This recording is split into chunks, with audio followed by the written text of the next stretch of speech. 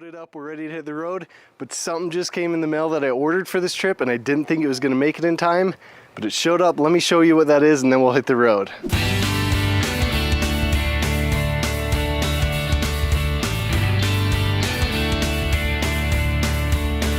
Kind of the main downside about this pop-up camper is it doesn't have a water heater, which means it doesn't have a shower.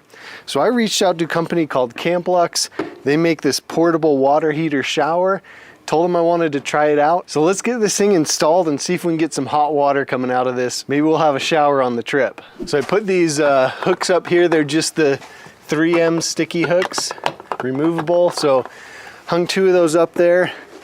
The unit comes with this kind of handle that folds in and out.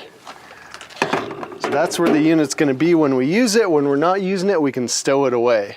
So that just quick connects into there. Our hot water quick connects on there. We can hook our shower head on there. And then we've got our pump. We'll just set it right here. Plugged in. And we've got our water pickup tube right here. It also comes with the correct gas fitting, so we're just gonna run this up here. I bought kind of a splitter gas fitting, so we've got this and the other gas appliances hooked up, the heater and the stove. So there it is. I think I need to fill up a jug with water and we're ready to rock and roll. There we go. Pump's going, you can hear it light up. Woo.